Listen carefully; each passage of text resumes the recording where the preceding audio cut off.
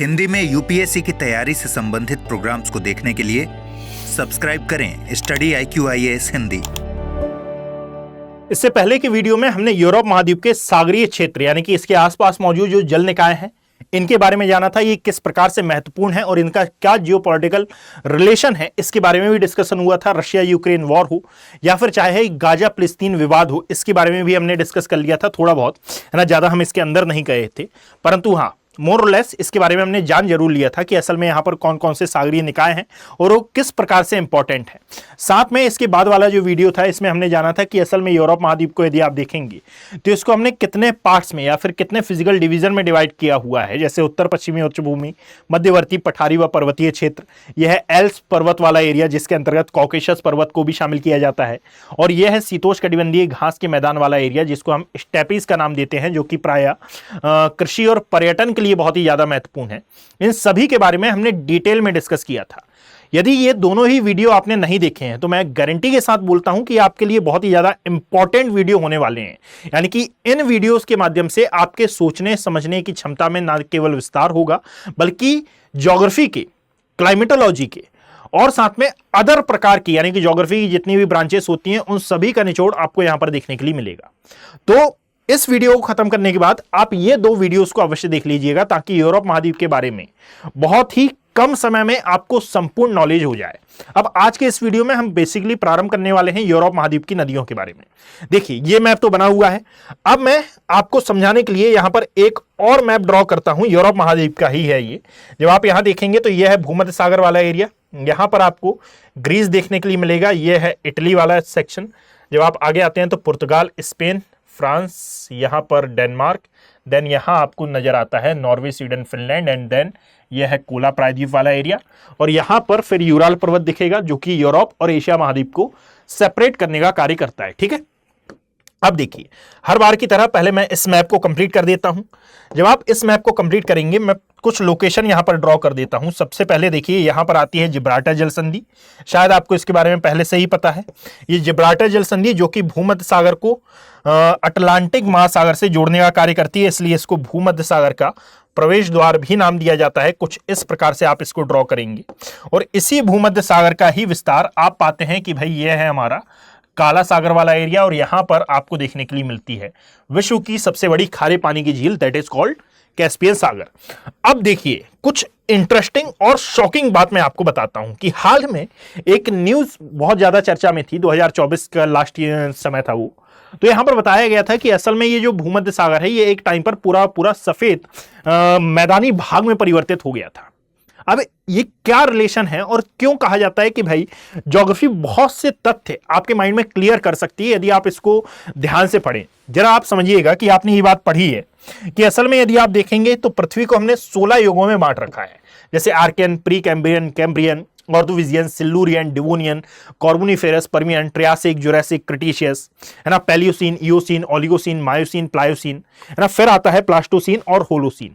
इसमें से जो प्लास्टोसीन काल है इसको हेमियो की संज्ञा दी जाती है और जो होलोसीन है इसमें वर्तमान में हम जी रहे हैं ऐसा कहा जाता है। यहां पर आर्कियन सबसे पुराना युग माना जाता है और इसी कल्प में या फिर इसी युग में हमारे प्रायद्वीपीय भारत के छोटा नागपुर पठार का निर्माण हुआ, यह हमको संकेत मिलते हैं। अब जरा समझिएगा कि इन्हीं में से एक युग है जिसको हम नाम देते हैं मायोसीन काल, और मायोसीन काल से भी हम थोड़ा सा पहले चले जाते हैं तो आपको शायद ये बात पता है कि यह है भाई हमारा अफ्रीका महाद्वीप, और अफ्रीका महाद्वीप के ईस्टर्न पार्ट से यानी कि पूर्वी भाग से हमारा प्रायद्वीपीय भारत टूटकर अलग हुआ, यानी कि कुछ इस प्रकार से यह अलग हुआ और यह अलग होकर असल में प्रवाहित हुआ उत्तर पूर्व दिशा की ओर, और इसके उत्तर पूर्व दिशा की ओर प्रवाहित होने के कारण फिर यह जाकर टकराया किससे, यूरेशियन प्लेट से, और इसके यूरेशियन प्लेट से जाकर टकराने के कारण ही असल में जिस हिमालय का फॉर्मेशन हुआ उसको हम नाम देते हैं क्या, वृहद हिमालय, लघु हिमालय, शिवालिक श्रेणी और साथ में ट्रांस हिमालय। एक और बात जरा आप मेरी ध्यान से सुनना, इंडियन ज्योग्राफी में जब आप हिमालय का चैप्टर पढ़ते हैं तो वहां पर हिमालय के वर्गीकरण की भी बात करते हैं, और हिमालय के वर्गीकरण के संदर्भ में आप ये पढ़ते हैं कि हिमालय को दो पार्ट्स में, मेनली दो पार्ट्स में, एक है मुख्य हिमालय और एक है ट्रांस हिमालय में वर्गीकृत किया गया है। ट्रांस हिमालय को मुख्य हिमालय का भाग नहीं माना जाता। ऐसा क्यों है? ऐसा इसलिए है क्योंकि असल में ट्रांस हिमालय एक वलित पर्वत है और साथ में एक ज्वालामुखी उत्पत्ति का पर्वत है। ऐसा क्यों है? क्योंकि भाई जब ये प्रायद्वीपीय भारत अफ्रीका महाद्वीप यूरेशियन प्लेट की ओर जा रहा था, तो यूरेशियन प्लेट की ओर जाते समय असल में ये यूरेशियन प्लेट और प्रायद्वीपीय भारत के मध्य में एक जल निकाय का विस्तार था, जिसको हमने नाम दिया है तैथिस भूसन्नति। और याद रखें कि तैथिस भूसन्नति का टकराव जब यूरेशियन प्लेट से हुआ, यानी कि इन दोनों में जब अभिसरण की क्रिया हुई, तो इस अभिसरण की क्रिया के कारण ही जिस माउंटेन का निर्माण हुआ, जिस पर्वत का निर्माण हुआ, उस पर्वत को नाम दिया जाता है असल में क्या?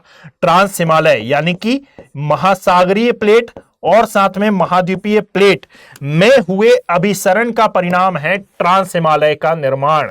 और यही कारण है कि असल में ट्रांस हिमालय को हम मुख्य हिमालय का भाग नहीं मानते, क्योंकि मुख्य हिमालय ज्वालामुखी उत्पत्ति का पर्वत नहीं है। मुख्य हिमालय में वृहद हिमालय, लघु हिमालय और शिवालिक श्रेणी को शामिल किया जाता है, जिसका निर्माण प्रायद्वीपीय भारत और यूरेशियन प्लेट के टकराने के कारण हुआ है। इस पर डिटेल में हम बात कभी और करेंगे, परंतु इतने से आपको समझ में आ गया होगा, रिकॉल हो गया होगा यदि आपने इंडियन ज्योग्राफी पढ़ी होगी। अब इसी को जरा ध्यान में रखिए कि असल में जिस तैथिस सागर की हम बात कर रहे हैं, आज तो वो तैथिस सागर हमको दिखाई नहीं देता है, परंतु याद रखें कि इसी तैथिस सागर का एक छोटा सा विस्तार, या फिर यूं कहा जाए कि एक अंश आज भी इस धरा पर प्रेजेंट है। क्या है वो? तो असल में जिस भूमध्य सागर की मैं बात कर रहा हूं, जिस काला सागर की मैं बात कर रहा हूं, जिस कैस्पियन सागर की मैं बात कर रहा हूं, ये असल में तैथिस सागर के ही विस्तार हैं। ये अभी हाल फिलहाल में स्टडी हुई और ये दोबारा प्रूफ हुआ है। दोबारा प्रूफ क्यों? क्योंकि इससे पहले भी कई बार प्रूफ हो चुका है ये, परंतु कोई ठोस प्रमाण नहीं थे इसके। 2024 में ये स्टडी हुई और इस पर बिल्कुल ठोस पुख्ता प्रमाण ये सामने आए कि असल में ये जो भूमध्य सागर है, ये डेफिनेटली तौर पर किसका विस्तार है? तैथिस भूसन्नति का ही विस्तार है। और उसी प्रकार से ये काला सागर और कैस्पियन सागर भी है। अब आपके मन में एक डाउट आ रहा है कि सर प्रीवियस वीडियो में आपने बताया था कि जो कैस्पियन सागर है, इसके खारे होने का कारण यहां की चट्टानों में पाए जाने वाले खनिज है। बिल्कुल सही है। असल में जो जिप्सम और पोटेशियम के निक्षेप यहां पर देखने के लिए मिलते हैं और अदर प्रकार के जितने भी खनिजों के निक्षेप आपको देखने के लिए मिलते हैं, उनके कारण भी ये कैस्पियन सागर के जल की जो प्रकृति है वो लवणीय है। परंतु याद रखिएगा दूसरा कारण कि ये असल में तैथिस भूसन्नति का विस्तार है, इसके कारण भी इसका पानी क्या है? खारा है। अब केवल और केवल कैस्पियन सागर या फिर काला सागर के संदर्भ में नहीं, आपने पढ़ा हुआ कि जो लद्दाख का पठार है, यहां पर पेंगोंग सो है ना, सोमोरिरी, ऐसी कई प्रकार की, राक्षस ताल, ऐसी कई प्रकार की खारे पानी की झीलें नजर आती हैं। और ये सभी खारे पानी की झीलें असल में किसका विस्तार मानी जाती हैं? उसी तैथिस सागर का, जिसके संदर्भ में आप पढ़ते हैं कि असल में ये एक नैरो शैलो सी था और बाद में ये गायब हो गया, परंतु उसका एक अंश हमको आज भी दिखाई देता है भूमध्य सागर और काला सागर के रूप में। दूसरी बात कि असल में याद रखिएगा कि ये जो भूमध्य सागर है, ये भूमध्य सागर के बारे में यदि आप देखें तो असल में ये एक समय पर पूरा गायब हो गया था। यानी कि यहां पर यदि आप देखेंगे तो मैंने बताया था कि यहां कई आइलैंड है, जैसे कि लेपाली द्वीप आपको देखने के लिए मिलेगा, सिसिली द्वीप आपको यहां पर देखने के लिए मिलेगा, ठीक है। इसी प्रकार से माल्टा दिखाई देता है, इसी प्रकार से आपको साइप्रस दिखाई देता है। एक आइलैंड यदि होता है तो वो इस प्रकार से आपको देखने के लिए मिलेगा। ये कुछ इस प्रकार से ये आइलैंड दिखाई देता है।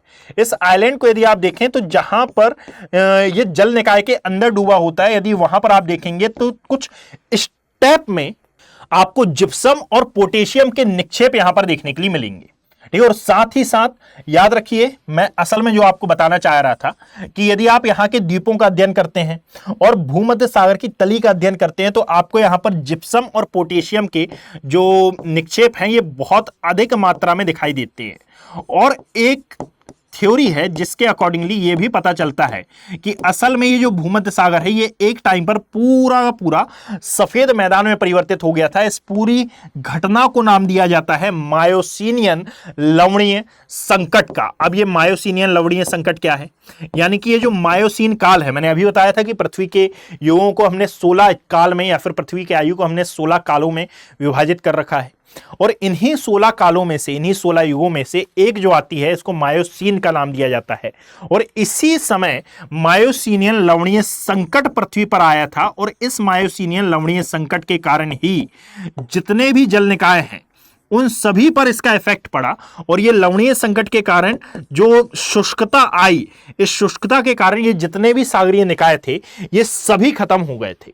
और जब ये सभी खत्म हुए तो ये जो भूमध्य सागर था ये जिप्सम और पोटेशियम जैसे खनिजों से समृद्ध था, और इसी जिप्सम और पोटेशियम के जमाव के कारण आप पाएंगे कि भूमध्य सागर पर आपको एक सफेद मैदान का विस्तार देखने के लिए मिला। बाद में इसी की एक और विपरीत घटना जिसको हम नाम देते हैं जैंकलिन मेगा फ्लड का, है ना, यानी कि लाइक आप इसको बाढ़ समझ सकते हैं, उसके कारण वापस से ये भूमध्य सागर का भराव हुआ। यानी कि ये जो भूमध्य सागर है, एक तो यहां पर जिप्सम और पोटेशियम के निक्षेप आपको देखने के लिए मिलेंगे यहां पर जितने भी आइलैंड हैं उन पर। दूसरी बात कि एक टाइम पर ये पूरा पूरा सफेद मैदान में परिवर्तित हो गया था। और तीसरी बात कि इसको वापस से भरा गया है किसके द्वारा, जैंकलिन मेगा फ्लड के द्वारा। साथ ही साथ याद रखिएगा चौथी बात कि असल में ये तैथिस सागर का ही विस्तार माना जाता है। यानी कि यदि यह कहा जाए कि यह तैथिस सागर के अंश के तौर पर आज विद्यमान है तो यह गलत नहीं होगा, ठीक है। और ये तमाम प्रकार की जानकारी हमको कहां से मिलती है, तो जो पृथ्वी के 16 युग हैं, Archean, pre Cambrian, Cambrian, Ordovician, Silurian, Devonian, Carboniferous, Permian, Triassic, Jurassic, Cretaceous, Paleocene, Eocene, Oligocene, Miocene, Pliocene, है ना, और साथ में प्लास्टोसीन और होलोसीन। यदि आप इनको डिटेल में पढ़ेंगे तो उन सभी से हमको ये जानकारी मिलती है। अब ये क्यों आपके लिए इंपॉर्टेंट है? इंपॉर्टेंट इसलिए क्योंकि अभी 2024 गया है और यदि आप 2024 में देखेंगे तो ये एक करंट अफेयर आया था इस भूमध्य सागर को लेकर, ठीक है। और इस करंट अफेयर के कारण ये पूरा पूरा टॉपिक ही आपके लिए इंपॉर्टेंट हो जाता है। और इसको मैंने नदियों के संदर्भ में ही क्यों बताया, क्योंकि भाई यहां पर जब आप नदियां पढ़ रहे हैं तो कई नदियों के बारे में आप देखेंगे कि असल में जैसे रोन नदी है तो ये लायंस की खाड़ी में अपना मुहाना बनाती है। अब वहां पर आपको यह भी जान लेना आवश्यक है कि असल में ये भूमध्य सागर का क्या सिनेरियो है। यानी कि यदि आप ज्योग्राफी पढ़ रहे हैं तो केवल ज्योग्राफी तक आप सीमित नहीं रह सकते, उसमें जियोपॉलिटिकल एंगल भी आता है, उसमें ओशनोग्राफी भी आती है, उसमें क्लाइमेटोलॉजिकल एंगल भी आता है, उसमें आप करंट अफेयर को भी ऐड करते हैं। इसीलिए कहा जाता है कि ज्योग्राफी बहुत ही ज्यादा इंटरेस्टिंग सब्जेक्ट है। यदि आप इसको ध्यान से पढ़ते हैं तो इसमें तमाम प्रकार के अदर सब्जेक्ट का निचोड़ आपको देखने के लिए मिलेगा। खैर आगे बढ़ते हैं। तो जब आप इसको कंप्लीट करेंगे तो ये कुछ इस प्रकार से आपको देखने के लिए मिलेगा।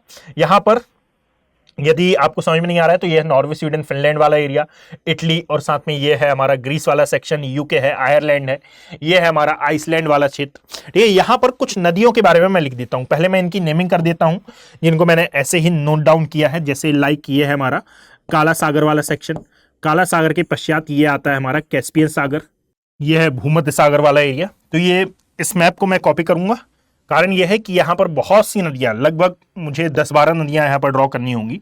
तो सबसे पहले याद रखो कि यह है काला सागर और ये आता है हमारा कैस्पियन सागर वाला क्षेत्र। तो यहाँ पर सबसे पहले मैं नदियां ड्रॉ करता हूं, वो नदियां जो कि असल में काला सागर में अपना मुहाना बनाती हैं। और ये कौन कौन सी हैं, जो जरा ध्यान से देखो कि ये है हमारी नीस्टर, ठीक है, यहां पर आते हैं, डेन्यूब, यहां पर आती है नीस्टर, यहां पर आती है नीपर, और ये है हमारी डॉन नदी। ये सभी नदियां दिख रही हैं, एटलस में जाकर इनको मार्क कर लीजिएगा कौन कौन सी हैं।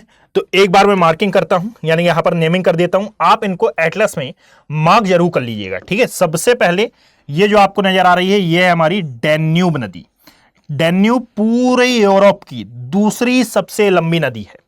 पहली कौन सी है अभी आगे डिस्कस आएगा, ठीक है। सबसे लंबी नदी ये है हमारी, सबसे लंबी, जिसको नाम दिया जाता है डैन्यूब नदी। अब जरा इसके बारे में हम चर्चा कर लेते हैं। देखो, जिस नदी के बारे में मैं आपको बता रहा हूंगा उसके बारे में जितने भी इंपॉर्टेंट तथ्य हैं मैं वहां पर लिख रहा हूंगा। तो आप या तो मेरे साथ ही नोट्स बना सकते हैं और अदरवाइज पहले मैं लिख लेता हूं फिर आप बना लो, जैसा भी आपको सही लगे आप वैसा कर सकते हैं भाई, ठीक है। यह हमारी डैन्यूब। डैन्यूब के पश्चात जो नेक्स्ट रिवर आती है इसको नाम दिया जाता है नीस्टर का, और ये जो नेक्स्ट रिवर है इसको नाम दिया जाता है नीपर का, और यहां पर जो नेक्स्ट रिवर आती है इससे नाम दिया जाता है डॉन का। अब यहां पर केवल और केवल मैं 4 रिवर्स के बारे में डिस्कस करूंगा, ज्यादा हुआ तो 2 और बना दी जाएंगी, यहां पर वोल्गा और यूराल नदियां। तो देखो भाई, डैन्यूब, नीस्टर, नीपर और डॉन। अब इसमें मैंने डार्क क्यों लगाया है, जब आप एटलस में जाएंगे तो वहां पर डी से स्पेयरिंग शुरू है, ठीक है। तो आप कंफ्यूज मत होना, असल में ये डी साइलेंट है, इसको नीस्टर, नीपर और डॉन कहा जाता है, ठीक है। तो जब आप इस डैन्यूब को देखेंगे तो डैन्यूब के बारे में याद रखिएगा कि इसका डैन्यूब नदी का उद्गम असल में जिस माउंटेन से होता है उसको नाम दिया जाता है ब्लैक फॉरेस्ट, ठीक है। मैंने प्रीवियस वीडियो में आपको ये बात बता रखी है कि ब्लैक फॉरेस्ट पर्वत कहां पर स्थित है, तो आप मुझे कमेंट सेक्शन में बताना ताकि मुझे मालूम चले कि आपने प्रीवियस वीडियो देखा भी है या नहीं देखा। तो ब्लैक फॉरेस्ट पर्वत से इसका उद्गम होता है और काला सागर में ये अपना मुहाना बनाती है। और याद रखिएगा कि असल में ये 10 देशों से प्रवाहित होती है। इसको 10 देशों से प्रवाहित होने वाली नदी भी कहा जाता है। और उन 10 देशों में से जो 4 देश हैं उनकी राजधानी आपको इस डैन्यूब नदी के तट पर देखने के लिए मिलेगी और इसीलिए इसको 10 देशों से प्रवाहित होने वाली नदी भी कहा जाता है। अब वो 4 देश कौन कौन से हैं, तो सबसे पहले मैं आपको बता दूं कि असल में पहला जो देश आता है वो है ऑस्ट्रिया। ऑस्ट्रेलिया नहीं बोल रहा हूं मैं, जिनको नहीं पता उनके लिए मैं बता दूं कि असल में ऑस्ट्रेलिया एक महाद्वीप है। ये दक्षिणी गोलार्ध में आपको देखने के लिए मिलेगा। ऑस्ट्रिया एक देश है, यूएसएसआर के विखंडन होने से ये इसका निर्माण हुआ है। यहीं पर आपको भूमिगत स्थलाकृतियां भी देखने के लिए मिलेंगी, जिनको आप गुफा कंधर का नाम देते हैं ना, वो सभी आपको यहां पर देखने के लिए मिलती हैं। तो पहली है ऑस्ट्रिया की राजधानी वियना, जो कि आपको इसी के तटवर्ती क्षेत्र में स्थित देखने के लिए मिलती है। जो सेकंड आती है उसको नाम दिया जाता है स्लोवाकिया की राजधानी ब्राटिस्लावा। अब ये आप एटलस खोल कर रखिए और वहां पर जाकर आप मार्क करिएगा, स्लोवाकिया की राजधानी ब्राटिस्लावा। आफ्टर दैट याद रखिएगा बच्चे, यहीं पर जब आप देखेंगे तो ये सभी कहां पर हैं, इतने ही पोर्शन में आपको देखने के लिए मिलेगी।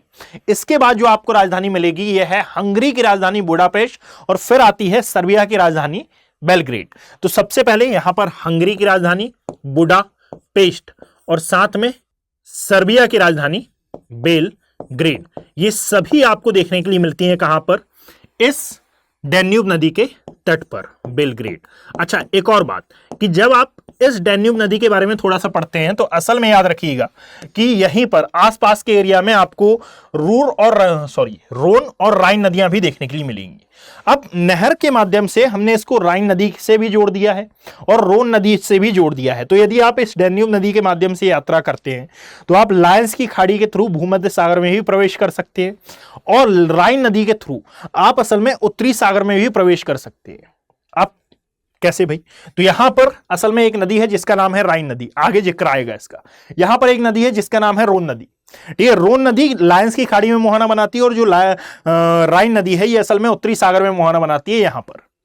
अब जब नहर से जोड़ा गया तो भाई यहां पर जो देश हैं जो कि असल में इस डैन्यूब नदी के साथ अपनी संबद्धता को दर्शाते हैं, वो इस डैन्यूब में प्रवेश करके राइन में भी प्रवेश कर सकते हैं नहर के माध्यम से और इस रोन में भी प्रवेश कर सकते हैं नहर के माध्यम से। तो इनकी कनेक्टिविटी असल में उत्तरी सागर और भूमध्य सागर दोनों से ही हो गई। ठीक है, तो याद रखिएगा नहर के माध्यम से हमने इसको राइन नदी तंत्र से भी जोड़ा है और रोन नदी तंत्र से भी इसको कनेक्ट किया है। तो ये पहली नदी थी जिसका नाम था डैन्यूब नदी। अब इसके बाद आती है नीस्टर नदी और यदि नीस्टर नदी के बारे में आप देखें तो असल में इस नीस्टर नदी का उद्गम कार्पेथियन पर्वत से होता है। देखिएगा, यह नीस्टर नदी और इसका उद्गम होता है कार्पेथियन पर्वत से और मुहाना कहां बनाती है, तो सेम एज ये काला सागर में अपना मुहाना बनाती है। अब एक और बात याद रखो कि असल में जब आप एटलस में देखेंगे तो आपको 2 देश देखने के लिए मिलेंगे, एक है यूक्रेन और एक आता है यूक्रेन के ही समीप मिलता है मोल्डोवा। तो यूक्रेन व मोल्डोवा की सीमा भी ये बनाती है कौन सी नदी, ये नीस्टर नदी। अब डनीस्टर हो या फिर नीस्टर हो या फिर नीस्तर हो, ठीक है, तीनों ही टर्म्स एक हैं। कौन कौन से, डनीस्टर है ना, नीस्तर या फिर नीस्टर, तीनों एक ही हैं। अब इसी के ऊपर जब आप देखते हैं तो असल में एक और नदी दिखाई देती है, दैट इज नीपर नदी। अब नीपर नदी को थोड़ा सा मैं यहां पर करेक्ट करता हूं, कारण यह है कि जो रूस में स्थित वल्दाई पहाड़ियां हैं, इन वल्दाई की पहाड़ियों से इस नीस्टर नदी का उद्गम माना जाता है। तो कई लोग बोलेंगे कि भाई आपने यहां पर तो वल्दाई की पहाड़ियां शो ही नहीं की हैं, तो मैं शो नहीं कर रहा हूं, परंतु आप यहां पर जो मैं लिख रहा हूं उस पर थोड़ा सा ध्यान केंद्रित करिएगा कि असल में जो रूस में वल्दाई की पहाड़ियां हैं उससे उद्गम होता है इस नीस्टर नदी का। ठीक, और ये अपना मुहाना कहां बनाती है, तो काला सागर में। अब मैंने बांटा कैसे है, तो देखिए भाई, अभी तक मैंने आपके साथ कोई भी ऐसी अन्य रिवर का डिस्कशन नहीं किया है, केवल और केवल मैं यहां पर डिस्कस क्या कर रहा हूं, काला सागर में मुहाना बनाने वाली नदियों के बारे में। फिर बाद में हम अदर रिवर्स के बारे में भी देख लेंगे। तो असल में रूस की जो वल्दाई की पहाड़ियां हैं यहां से इसका उद्गम होता है और ये अपना मुहाना बनाती है काला सागर में, पहली बात। अब देखिए, 2 देश इस क्षेत्र के अभी वर्तमान में बहुत ही ज्यादा चर्चा में है, और क्यों है, क्योंकि भाई रसिया यूक्रेन वॉर हो रहा है। अब जरा ध्यान से सुनना, इनमें से जो एक देश है यूक्रेन, यूक्रेन की सबसे लंबी नदी है कौन सी? ये नीपर। और साथ ही साथ यूक्रेन की एक क्षेत्र है जिसको नाम दिया जाता है कीव। ये कीव भी असल में इसी नीपर नदी के किनारे स्थित है। तो यूक्रेन की सबसे लंबी नदी भी यही है और साथ में यूक्रेन की राजधानी कीव, जो कि मैंने यहां पर ब्रैकेट में लिख दी है, समझ लीजिएगा कि इसके तटवर्ती क्षेत्रों में ही स्थित है या फिर तटवर्ती क्षेत्र में ही स्थित नजर आता है आपको। ठीक है, आफ्टर दैट याद रखें बच्चे कि इसके ऊपर आपको एक और नदी दिखाई दे रही है जिसको नाम दिया जाता है डॉन। डॉन नदी के बारे में जाने उससे पहले आप यहां पर दो और नदियां मार्क कर लीजिएगा कि एक आती है भाई, ये है हमारी वोल्गा नदी, और एक कुछ इस प्रकार से आपको दिखाई देगी, दैट इज कॉल्ड यूराल नदी। अब मैंने ये पहले से ड्रॉ क्यों कर ली है तो आप अभी समझ जाएंगे। देखिएगा भाई, जब आप डॉन को देखेंगे, यहां पर देखिएगा बड़ी सी बनी होगी, मैंने छोटी सी बनाई है ना, काफी अच्छी खासी इसकी लेंथ है डॉन नदी की। जब आप इसको देखेंगे तो असल में एक प्लेस है जिसको नाम दिया जाता है तुला, राशि होती है एक, तुला ओब्लास्ट। ठीक है, तो तुला ओब्लास्ट से इसका उद्गम होता है। और मैंने आपको एक मैप बताया था काला सागर, कैस्पियन सागर और साथ ही साथ भूमध्य सागर का। इस मैप को आप देख सकते हैं और यहीं पर मैंने आपके साथ डिस्कस किया था एजोव सागर के बारे में, जो कि असल में काला सागर का ही विस्तार है। तो जब आप इस मैप को देखेंगे तो असल में याद रखिएगा कि जिस नदी के बारे में मैं आपके साथ जिक्र कर रहा हूं अर्थात डॉन नदी, इसका उद्गम होता है तुला ओब्लास्ट से, परंतु यह अपना मुहाना काला सागर में डायरेक्टली नहीं बनाती, इनडायरेक्टली बनाती है, यानी कि काला सागर का ही एक विस्तार है जिसे नाम दिया जाता है एजोव सागर। और ये एजोव सागर में एक्चुअली अपना मुहाना बनाती है। रूस का एक प्रमुख शहर है जिसको नाम दिया जाता है रोस्टोव, और ये जो रोस्टोव है वो इसी नदी के तट पर आपको स्थित देखने के लिए मिलता है। ठीक है, ये रोस्टोव भी अभी हाल फिलहाल में बहुत ज्यादा चर्चा में है जब से रसिया यूक्रेन वॉर हुआ है। तो यहां पर रूस की राजधानी रूस का शहर रोस्टोव ये डॉन नदी के तट पर स्थित है। और यूक्रेन का एक महत्वपूर्ण शहर जिसको कीव का नाम दिया जाता है, ये नीपर नदी के तट पर आपको स्थित देखने के लिए मिलेगा। अब मैंने यहां पर वोल्गा नदी क्यों ड्रॉ की थी, क्योंकि याद रखो जिस प्रकार से ये डैन्यूब नदी नहर के माध्यम से राइन और रोन नदियों से जुड़ी हुई है, सेम उसी प्रकार से यदि आप देखेंगे तो ये जो डॉन नदी है ये नहर के माध्यम से किससे जुड़ती है, इस वोल्गा नदी से। तो यहां पर आपको स्थित देखने के लिए मिल रही है, दैट इज कॉल्ड वोल्गा या बोल्गा नदी। ठीक है, दोनों ही इसको कहा जाता है। तो मैं यहां पर वोल्गा लिख रहा हूं, ये है हमारी वोल्गा नदी, ये नहर के माध्यम से डॉन नदी से कनेक्ट होती है। अब जिस प्रकार डॉन नाम है उसी प्रकार से एक और नाम याद रख लो आप, डोनेटस, है ना। ये जो डोनेटस है ये एक्चुअली इस डॉन की सहायक नदी है, ये है हमारी डोनेटस। अब ये जो डॉन नदी है ये मुख्यतः यूरोप में ही है, और ये डोनेटस है ये भी यूरोप में ही, रशिया में है। तो दोनों ही रशिया की प्रमुख नदी है। ठीक है, ये डोनेटस भी और ये डॉन भी। और डोनेटस एक्चुअली में सहायक नदी है डॉन की। अच्छा, डोनेटस इसलिए इंपॉर्टेंट है क्योंकि भाई ये जो डोनेटस है ये असल में कोयला भंडार यहां पर आपको बहुत अधिक मात्रा में देखने के लिए मिलेगा। यूरोप की कई ऐसी नदियां हैं जिनमें प्रचुर मात्रा में कोयले के भंडार हैं, जीवाश्म ईंधन के भंडार हैं। ठीक है, जैसे रूल में तो है ही, साथ में ये जो डोनेटस है इसमें भी प्रचुर मात्रा में आपको कोयले के भंडार देखने के लिए मिलेंगे। और इसी के आसपास यदि आप रोस्टोव शहर को सर्च करेंगे तो देखिएगा कितना अच्छा इंफ्रास्ट्रक्चर वहां पर है, इंडस्ट्रियल एरिया वहां पर है। ठीक है, तो ये है हमारी डोनेटस नदी। ठीक है, तो अभी हमने कितनी नदियों के बारे में जाना भाई, सबसे पहले हमने डैन्यूब, फिर नीस्टर, फिर आता है नीपर, फिर आता है डॉन। इसके बाद डॉन की एक सहायक नदी जिसको हमने नाम दिया है डोनेटस। अब याद रखो ये आती है हमारी वोल्गा नदी, और वोल्गा के पश्चात आपको एक और नदी देखने के लिए मिलती है, दैट इज कॉल्ड, इसको नाम दिया जाता है यूराल नदी। और यूराल के बारे में आप याद रखो कि असल में यूरोप और एशिया की सीमा बनाने का कार्य भी करती है क्या, यह यूराल नदी। तो एक सिस्टमैटिक मैनर में यदि हम समझें तो सबसे पहले याद रखिएगा कि ये जो यूराल नदी है इसका जो उद्गम है ये असल में एक माउंटेन से होता है जो कि यूरोप और एशिया की सीमा बनाता है। इसको नाम दिया जाता है यूराल पर्वत। ठीक है, यूराल पर्वत से ये निकलती है और कैस्पियन सागर में अपना मुहाना बनाती है। दूसरी बात कि यूरोप और एशिया की ये सीमा भी बनाती है। अब यदि इसके अपवाह क्षेत्र की हम बात करें, मतलब कि कितने एरिया में इसका अपवाह क्षेत्र है, तो भाई दो देश यहां पर महत्वपूर्ण आते हैं, एक तो है रशिया और एक आता है यहां पर कजाकिस्तान। इसके अपवाह क्षेत्र के अंतर्गत काउंट किए जाते हैं। साथ ही साथ याद रखिएगा कि इसका जो अपवाह क्षेत्र है ये दो चीजों के लिए खासा फेमस माना जाता है, और ये दो चीजें कौन सी हैं, तो एक है पेट्रोलियम और साथ में यहां पर कुछ लवणीय यानी कि कुछ अदर प्रकार के आपको खनिज तत्व देखने के लिए मिलेंगे। परंतु यदि देखा जाए तो आज के समय में जो सबसे महत्वपूर्ण जीवाश्म ईंधन है जिसको हम नाम देते हैं पेट्रोलियम का वो इसके अपवाद क्षेत्र में आपको प्रेजेंट देखने के लिए मिलेगा। तो आपके मन में एक डाउट आ रहा होगा कि सर कजाकिस्तान और रूस निकाल क्यों नहीं लेते? निकालते हैं, परंतु उतने बड़े लेवल पर नहीं निकालते। ठीक है, तो यहां पर आपको पेट्रोलियम के भंडार भी देखने के लिए मिलेंगे। कहां?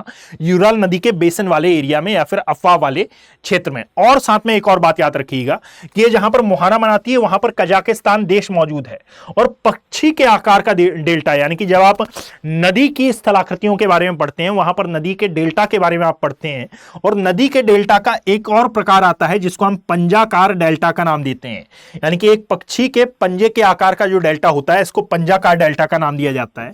तो ये असल में पंजाकार डेल्टा बनाने के लिए भी जानी जाती है क्या? हमारी ये यूराल नदी। बात समझ में आई? आफ्टर दैट याद रखें इसी के बाजू में आपको स्थित दिखाई दे रही है वोल्गा नदी। और यदि बात की जाए वोल्गा नदी की तो इसका उद्गम भी नीपर नदी की ही भांति वल्दाई की पहाड़ियों से होता है। परंतु याद रखिएगा भाई, इसमें और यूराल नदी में एक समानता है। इसमें यूराल नदी में और साथ ही साथ एक और नदी जिसको नाम दिया जाता है डॉन नदी में, इन तीनों में समानता यह है कि असल में ये केवल और केवल रशिया में ही प्रवाहित होती हैं। तो यहां पर याद रखें भाई कि केवल और केवल ये रशिया में है और इसका उद्गम हो रहा है वल्दाई हिल से या फिर वल्दाई पहाड़ियों से। साथ ही साथ याद रखिएगा कि वल्दाई पहाड़ियों से निकलने के पश्चात ये कैस्पियन सागर में अपना मुहाना बना रही है। और जिस प्रकार से यूराल नदी की घाटी में आपको दिखाई देते हैं पेट्रोलियम के भंडार, सेम उसी प्रकार से इस वोल्गा नदी में भी आपको पेट्रोलियम के भंडार देखने के लिए मिलेंगे। तो ये क्षेत्र भी अपने पेट्रोलियम उत्पादन के लिए जाना जाता है। एक और सबसे महत्वपूर्ण बात मैं यूराल नदी में बताना भूल गया कि यदि आप इस क्षेत्र को देखेंगे तो देखिए भाई, मैंने प्रीवियस वीडियो में आपको ये बताया था कि यहां पर मौजूद जो मैदान है इसे नाम दिया जाता है क्या? स्टेपीज, यानी कि शीतोष्णकटिबंधीय घास का मैदान वाला ये एरिया है, इसको स्टेपीज कहा जाता है।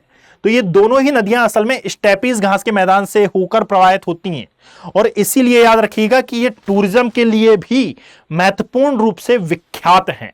ठीक है, तो यहां पर वोल्गा और यूराल नदियां हो गई जो कि डायरेक्टली कैस्पियन सागर में अपना मुहाना बना रही हैं, और यहां पर डैन्यूब, नीस्टर, नीपर और डॉन नदियां हो गई जो कि काला सागर में डायरेक्ट और इनडायरेक्ट रूप से अपना मुहाना बना रही हैं।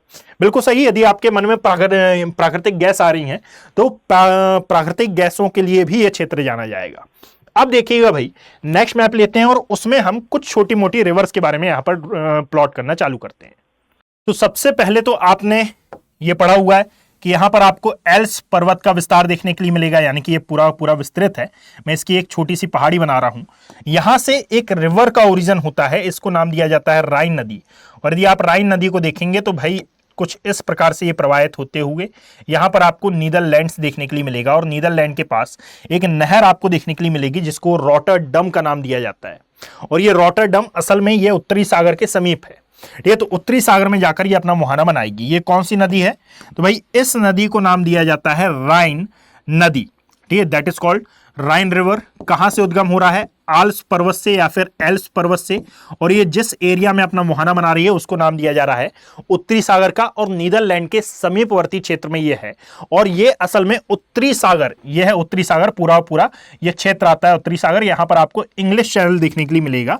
मैंने ये पहले ही बात आपको बताई है। ये है वीडियो, यानी कि ये है डायग्राम, इसका स्क्रीनशॉट ले लेना, आप देख सकते हैं। ठीक है, मैं बार बार साइड ही इसलिए होता हूं ताकि आप स्क्रीनशॉट या तो इसके ले लें या फिर आप डायरेक्टली लिख सकते हैं। देखिएगा भाई, ये है राइन नदी, और इसी पर आपको सबसे व्यस्तम, विश्व के व्यस्तम बंदरगाहों में से एक बंदरगाह कौन सा?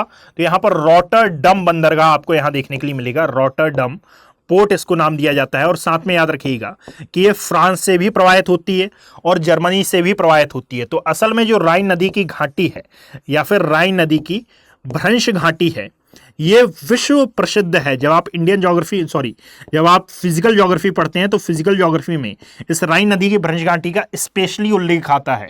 ये ब्लैक फॉरेस्ट और वाजेस पर्वतों के मध्य में आपको स्थित देखने के लिए मिलेगी, जो कि जर्मनी और फ्रांस में स्थित है। ठीक है, तो यहां से जब ये प्रवाहित होती है तो ये विश्व की सबसे बड़ी भ्रंश घाटी का भी निर्माण करती है, यानी कि सबसे प्रसिद्ध भ्रंश घाटी का निर्माण करती है। और साथ ही साथ याद रखना कि जब आप राइन नदी की बात करते हैं तो राइन नदी की एक सहायक नदी भी है, इसको नाम दिया जाता है रूर नदी।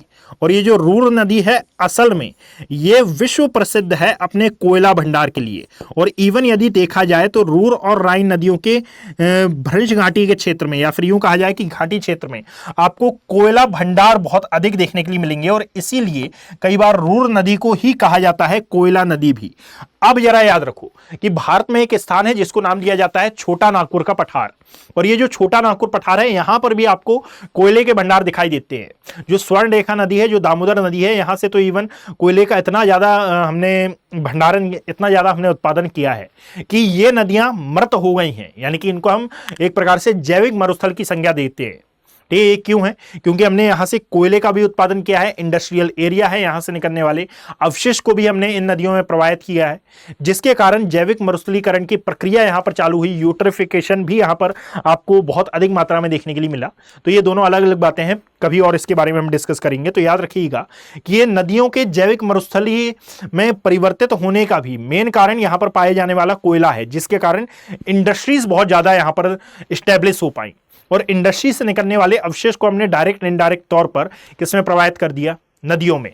तो यहां पर भी याद रखिएगा कि जो छोटा नागपुर का पठार है इसको हम भारत का रूर प्रदेश कहते हैं, और यदि वर्ल्ड के रूर प्रदेश की हम बात करते हैं तो ये रूर और राइन नदियों के मध्य के क्षेत्र को कहा जाता है।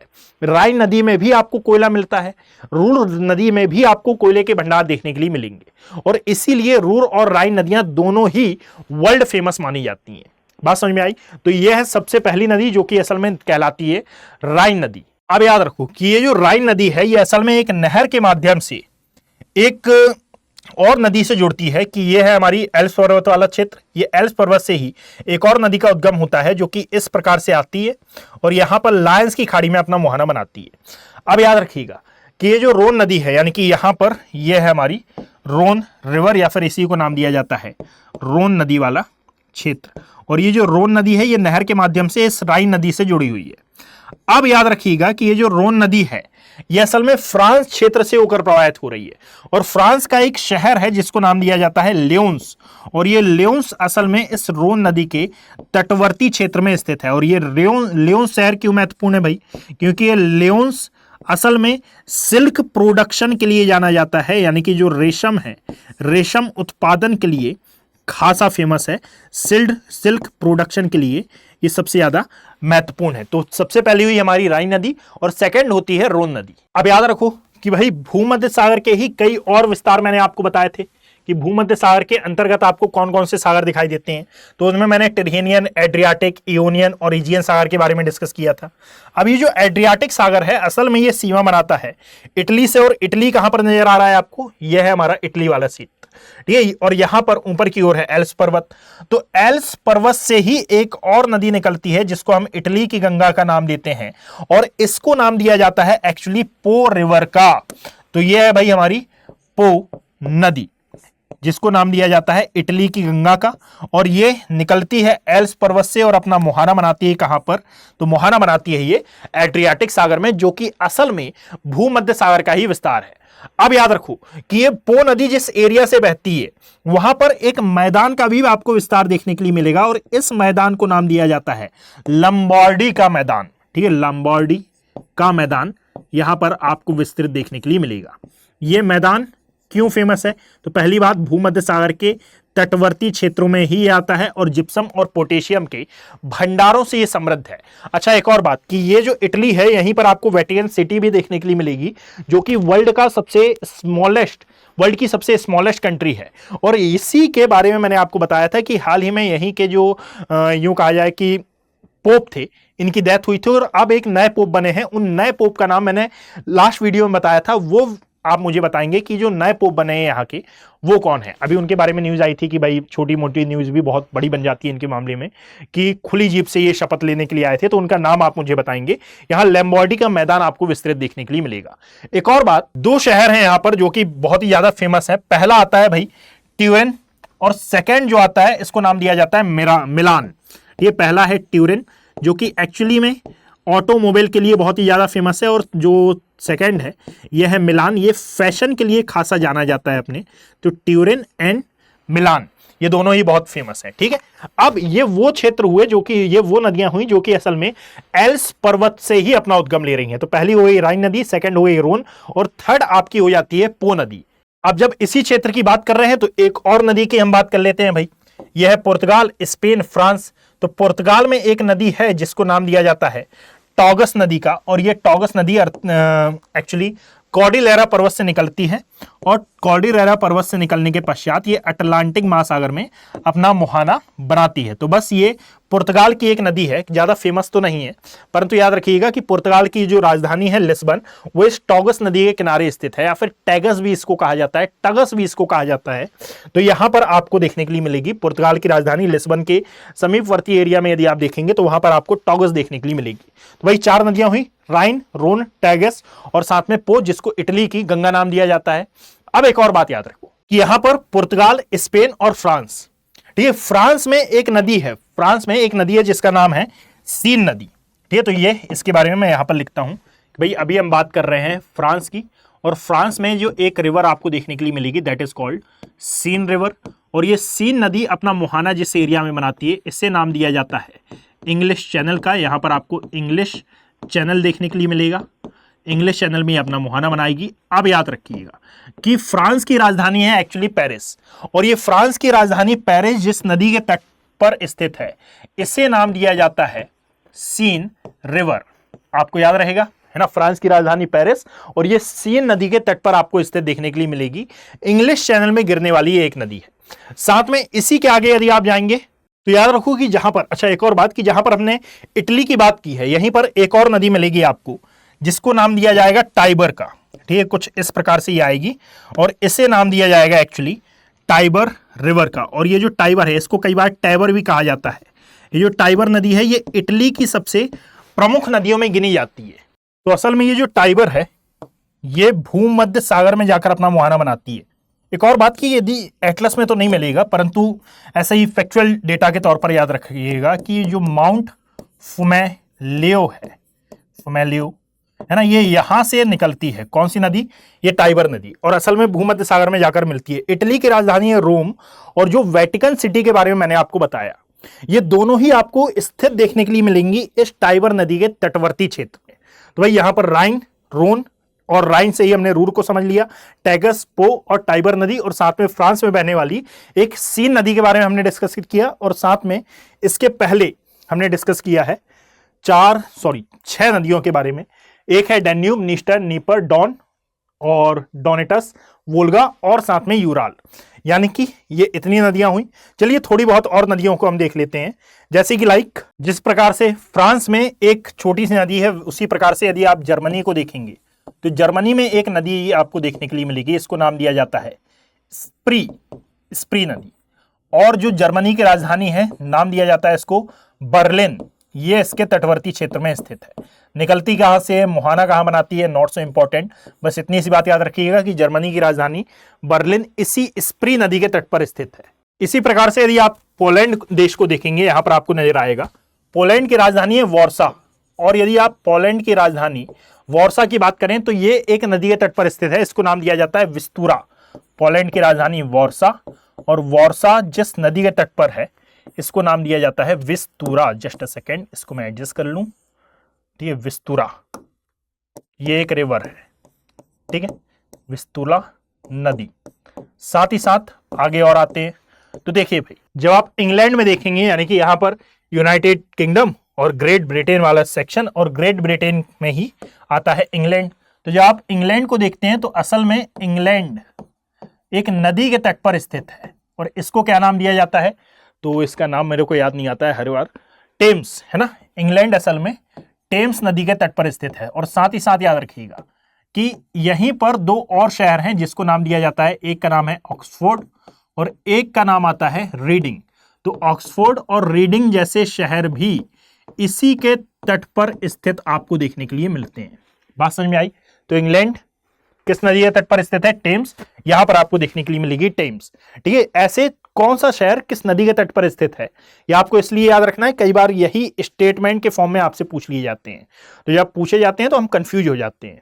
तो भाई ये बहुत ही सिंपल मैनर में मैंने आपको बताया है, आप इसको पढ़ने का प्रयास करिएगा, और यदि ना समझ में आए तो आप मेरे टेलीग्राम हैंडल से भी कनेक्ट हो सकते हैं। यदि नहीं समझ में आता है या फिर किसी प्रकार की कोई भी दुविधा आपको होती है तो अभिषेक कुमार ज्योग्राफी पर आप मुझसे कनेक्ट हो सकते हैं, जिससे मैं आपकी ज़्यादा से ज़्यादा सहायता कर सकूं। और यदि ये वीडियो आपको पसंद आया है तो आप इसको ज़्यादा से ज़्यादा शेयर कर सकते हैं, लाइक कर सकते हैं, कमेंट कर सकते हैं। कमेंट करने से मुझे मालूम चलता है कि असल में ये वीडियो आप कितने लोगों के लिए यूज़फुल हुआ। ठीक है, तो कमेंट करना ना भूलें, शेयर करना ना भूलें, और मिलते हैं ऐसे ही किसी और अन्य इंफॉर्मेटिव वीडियो के साथ। तब तक के लिए have a great day. Thank you, best of luck. Hindi में यूपीएससी की तैयारी से संबंधित प्रोग्राम्स को देखने के लिए सब्सक्राइब करें स्टडी IQ IAS हिंदी।